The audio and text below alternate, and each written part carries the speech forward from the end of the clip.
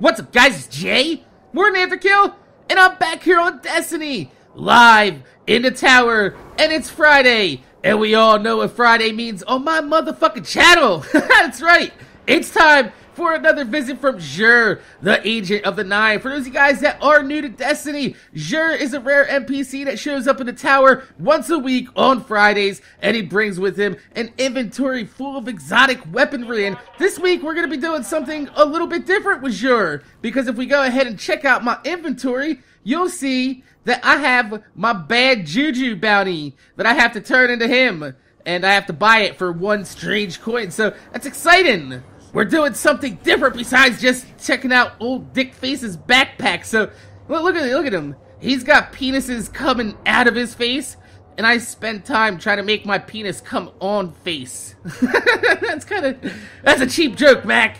You reached a little bit far for that one, didn't you? Ooh, I reached all the way around. Yeah, see? You thought I didn't have it in me. I got it in me, even though it's 4 in the morning. Guess what? Maybe you want it in you, too. Ooh. So, let's go ahead and get this out of the way. One strange coin. Boom! Darkness-infused weapon frame. Let's go ahead and take a look at that. What we gotta do is bring this weapon frame to the gunsmith. So, we will do that after we go ahead and check out what he has in his backpack. And, he doesn't have any heavy weapon ammo since this week. He's only rocking the vehicle upgrades for the sparrows. This will turn a blue sparrow into a legendary sparrow and give you an awesome, like, contrail behind you. But I have the tumbler. That's a stunt sparrow that you got for pre-ordering the DLC. So those of you guys out there that want to get this, they've actually opened it up to more than just the expansion pass. You can get this just for buying the Dark Below DLC before it comes out, and you gotta buy it before January, so you still have a chance to get this. It's pretty awesome. It does flips, and it does barrel rolls, and it has flames all over it. You know you want it.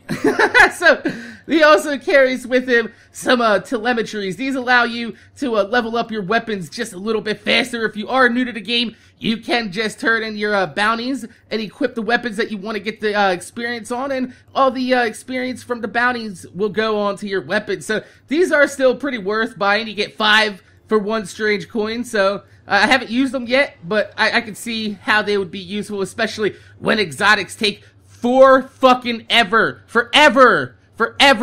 to level up.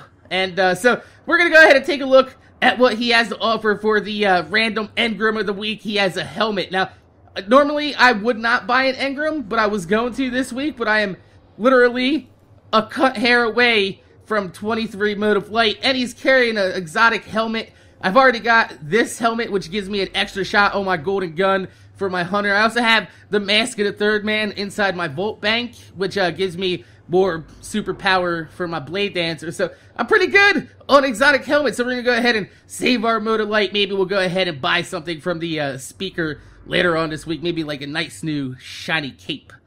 I like shiny capes, although I am rocking the old new Monarchy now because I am the new Monarch.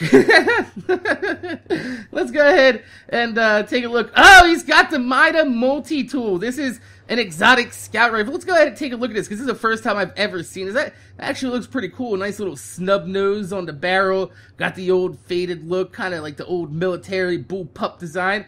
I like that. I like that a lot. I don't have any strange coins to buy it, though. Let's go ahead and check out the stats here. We have CQB Ballistics is greatly reduced recoil and a huge penalty to range. Smart Drift Control gives you a predictable recoil and a penalty to range. Then we have Third Eye. This allows you to see the radar while you're still aiming down your sights. So those of you guys that like to aim down your sights at doorways in PvP, here you go. Yeah. So, we also have lightweight. When held, this weapon grants +2 to character agility. That is not bad at all. Then we have quick draw. This weapon can be drawn unbelievably fast. It's kind of like I guess a sleight of hand perk from Call of Duty. And then we got Field Scout, maximum ammo capacity. Now, take a look at that. That has 21 in the magazine, and upgrading this would probably bring that over 30 in the magazine for a scout rifle. That's actually really good, because if we go back and take a look at my scout rifle, where is it at? Here we go. I also have 27 in my magazine right there. That's one of the highest magazines I've ever seen for a scout rifle. Take a look at this right here. That's 16 in this magazine for the Vanguard scout rifle. Let me see what happens if I take off this extended magazine capacity. Alright, see, down to 14. So if 14 goes up to 27 on this legendary, you can bet that this Mida multi-tool might go well over 30 if you upgrade that max ammo capacity. So that looks like a pretty decent pick right there. I would probably, I got plenty of agility as a hunter and a quick draw. I would probably go with maximum ammo capacity right here. And the Mida multi-tool, the perk that makes this weapon what it is this weapon's move speed and fires on a hair trigger. That's pretty cool for those of you guys that like the snap action, snap crackle pop, snap crackle popping heads, baby. Ooh, yeah. And then we got the old, you gotta just level up all the goddamn fucking damage, because this is the part that takes forever, because you gotta use ascendant energy to upgrade these weapons. And that shit takes forever, unless you do the daily missions, which I don't. So let's go ahead and move on and see what we got. I'm sorry. Those of you guys out there that are warlocks, I'm sorry again. You got the Void Fang vestments. Once again, the warlocks just bend over and take it up the ass from old Dickface here. GG no re, Dickface. GG. Now we got young Amakara's spine. We're sticking with the whole we're not bringing anything useful this week. That looks pretty bad fucking ass, actually, though. So this, what's it do? It gives you increase the reload speed of all special weapons, replenishes super energy when you kill an enemy with a grenade, and trip mine grenades last longer when placed. Yeah! Just what I wanted, to give up my extra shot on the golden gun to make my trip mine last longer. As a matter of fact, the trip mines actually are a little bit stronger than the regular grenades, but the problem is that I always use these as throwing knives. I stick them to people's chest, and then the enemies rush in at me, and I die by my own grenade, because the enemy's AI just says a big old resounding Void Fang vestment. Fuck you up the ass, Mac. Then we have the gauntlets, called the no backup plans for the Titan. This increases the duration of your force barrier, increases melee attack speed, and increased reload speed with special weapons. So, I still think this is probably on the lower end of Titan gear. I mean, especially since it's a gauntlet. Usually with these gear, you want like a chest piece or a head piece, because you can only equip one exotic at a time. And I found that the heads and a chest piece give you the best bonuses for your bang for your buck. Especially the helmet. The Helm of Innermost Light for the Titan, if you play as, what's that? The Defender Titan with the bubble shield? That blinds people when they come inside your bubble. It's a big fuck you to people that play PvP and they just rush into bubble and you get old blinded and get fucked up in the face. But not as bad as the old warlocks got fucked by old Dickface once again. I feel bad for the warlocks, man. I mean, you guys haven't really had much useful from Xur ever, really, since the start of this. It's a big old womp womp womp womp.